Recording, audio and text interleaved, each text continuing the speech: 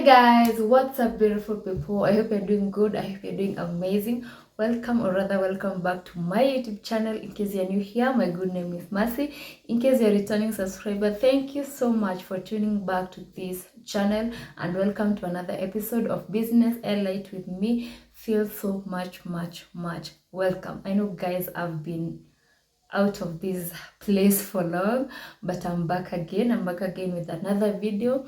I'm back again with another video that is going to help you, that one person out there that is like, which business am I going to start today? So I've come again with another business plug. I know I'm in debt of so many things that I've not discussed, but I'll just discuss them. But for today, let me just plug you with this business idea that you can start with immediately, and maybe you have some capital and you're like, which business can I start today? So as part of the video, the business that I'm going to talk about today is the nail tech business, or nail salon business in Kenya, or yeah, nail parlor business in Kenya, something like that. Basically all about nails, pedicure, manicure, and all that stuff. And it's a very profitable business if you can do it right, if you can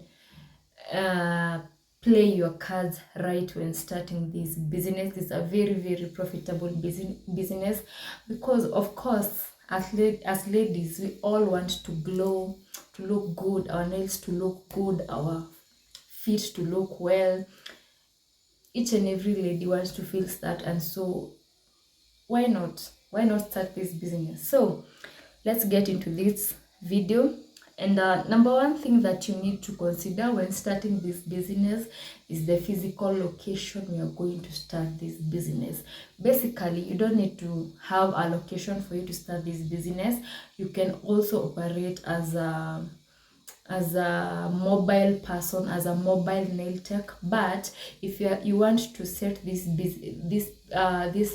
business in a particular place, you need to be very careful when you're going, where you're going to strategically start this business, because the location that you need to start this business is a location where you know that there's high traffic of people. Each and every person is passing through that road, and they're going to identify that one spot of the nail parlor or the nail tech business. And also a business that is a place that is so open, that so that so many people can see it. So you need to be very careful where you're starting this business. Another thing that you need to consider is the target group. Which people are you targeting for them to come to your nail parlor? Are you targeting students? Are you targeting people who are living in the residential areas? Are you targeting people who are working in a particular place, the commercial area? Where are you going to set this business? You need to identify your target group. And when identifying this target group, you need to consider that when I identify this target group, is the amount that I'm going to charge to this particular people, and there's this amount that I'm going to charge to this particular people. Because of course, when you set this business at a place where there are high flow of students, you don't expect students to come and pay you so much amount of money for them to be, for their nails to be neat or something like that. They don't have that high flow of money in their pockets. So you need to be pocket friendly for that student. And if it's a commercial area or it's a residential area, of course each and every person is passing there. You need to gauge, you know, that this person can pay this, and this target group can pay this particular amount of money. Another thing that you need to consider are the licenses when starting this business. As I've told you, in each and every business that you need to set up, you need to have a license, single business permit license, for you to start operating this business. For you not to run up and down when the county council of your area is around your area. You're just running up and down because you don't want them to come to your shop and see that you do not have any license for your business. So you need to have that single business permit when you're starting this business. Now Another thing that you need to consider is the capital. How much capital am I going to start when starting this business? Either you have set up this business in a particular place, or you want to be a remote nail tech. How are you going to go about this? You can start as low as what you have, because you don't have to push yourself so hard and the capital is not enough for you. But if you're setting this nail parlor in a specific place, there are some needs that you need to put in consideration when starting this business. So generally, you're going to look at the rent for that particular place. Another thing you're going to look at, now the permit, it's around 10,000, because it's a place that you have set up.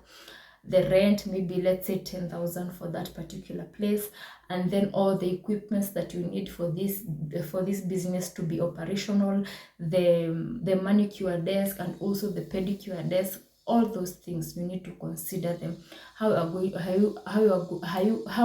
going to operate this? Of course, about the interior part of it, because you need to decorate that place to look so well. So do your calculation on how much you're going to. I cannot come here and tell you that you need to have this amount of money for you to start this business, because you can start with as low amount as what you have. Maybe you have your 10,000 Kenyan shillings and you need to start this business. You know, you want to be remote. 10,000 can be very helpful to you. Maybe you have 50,000 shillings. 50,000 is enough for you to have the rent, to have the business permit, to have like let me say a manicure desk, and maybe now some other equipment, and then from there you can start now growing. You have a pedicure desk, each and everything that you need in that particular place, and also the decor and the interior thing that you need to do to that place for it to be so attractive to customers, you understand? So with as low as 50,000 shillings for you to set up this place, that's enough for you. Then from there you can start growing kidogo kidogo too. You can continue growing from there, because if you don't have that much capital, then what? Have your 50,000 Kenyan shillings and then you're good to go when starting this business. You don't need to have all the equipment, because maybe you have set up this business in this month of September, then maybe you buy another thing in the month of October. By January, you'll have like everything that you need in that nail parlor business. Now I'm going to talk all about the equipments that you need in this, the things that you need, the products and the things that you need for this business to be very, very operational to you and to bring capital to you. Number one thing that you need to consider, you have to have a manicure desk. That is the desk that you're going to use for you to do the manicure. And then you need to have, this is the manicure desk that I'm talking about up here. And then you need to have a pedicure desk. This is the pedicure desk. You can look for a fundi for them to like tengenezea you with something like this or like this, yeah. So you need to have those two desks, the manicure and the pedicure desk. And then maybe if you want to do some interior decoration, maybe you can use wallpapers and all that for that place to be very, very, like, you have to be very, very unique from other people. Maybe you need to have maybe some, you know, utotumadoido takuita customer. Another thing, that number one key thing that you should have is hygiene.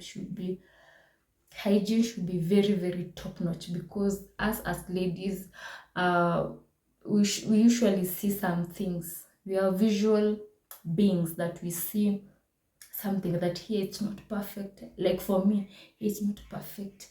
We are kuna uchafu sana. So I'll go looking at those small things, the small things that matters. You understand? So you need to be very, very good in your hygiene. I've talked about the manicure and the pedicure desk. You need to have a UV light machine for you to cure in the gel for it to dry. The process of drying up the gel is called curing. For the curing of the gel or on the nails, on the toes, you need to have a foot spa for the pedicure part of it. Another thing that you need to have the gel polish. The gel polish, you can go for what I know of two brands. There is the Blue Sky brand, and there is the Roniki brand. The Roniki brand is a bit cheaper than the Blue Sky, because Blue Sky for one bottle of Blue Sky is around 1,000 shillings, and then for Roniki it's from 500 shillings to maybe 600 shillings. Now the difference between the two gel is all about the consistency, I think so, because I think for the Roniki, when you're applying the Roniki gel, you need to be very, very careful with the brushing part of with the brush, the consistency with the brush. But for the Blue Sky, it's just automatic, it's just going to come out well. So for you to start this, which brand are you going to go with? Which brand are you comfortable with? Go with the one that you know that I can afford this. I will go well with the consistency of each and every brand. And for the gel, start with as low as maybe 10 colors. Of course, you have to have the base coat and the top coat, and then now for the 8 colors, you have to choose the most common colors that you see people having, maybe a nude, a red, a black, a white, a purple, a mustard, all those colors, the blue, the sky blues. And then you can start bringing in the other shades of colors that maybe your customers ask and come and tell you, oh, do I color now.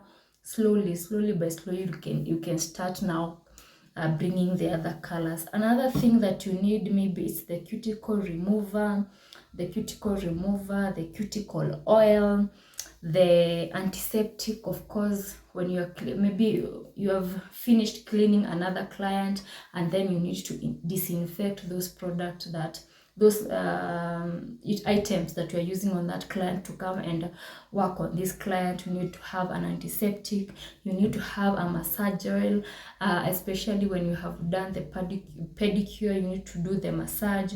You need to have the acetone for soaking in the gel to come off when applying another gel to the customer. And then you need to have maybe a shower gel or a hand wash for you to maybe to clean the nails, maybe the foot and everything when it's soaking off. Another thing that you need to have is an edge cutter. An edge cutter is that cutter that it's like a clipper, a nail clipper that they use to cut the tips of the stick-ons. That thing, I'll put a picture of it up here. That is the edge cutter. Of course, you need to have a moisturizer, maybe some lotion, or maybe some hand lotion or something like that. You need to have, what else? Maybe you have a client that comes and tell you, I do a lot of house chores, here and here, I'm in touch with water for so many times. Like in a day, I will touch water for so many times. So I need a way that my gel is not going to chip out. So you need to maybe to have the acrylic dip, the overlay, the acrylic gel for you to harden that maybe that nail, and for the gel to be there for so long. Like for me now, I do use, nashika maji sana. So when I go to my nail tech, I tell her that I do a lot of house chores, so I need something that is friendly for me, for the gel to stay for long. So she uses the acrylic dip or the acrylic gel. So another thing that you need is the foot scraper. Maybe there's a metallic one and there's another one. I'll place all the photos of these things that I'm mentioning. The foot softener, of course, the stick-ons and the tips. You need also the basin for cleaning up the nails after you have done operating on the nails.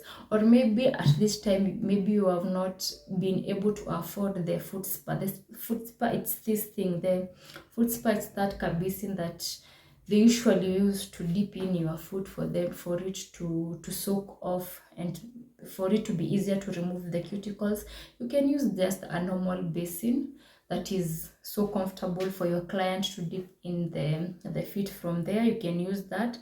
And also you need to have some stickers, glitters, and another decors for you to decorate the nails. You need to have like the brushes, the art brushes, and all those.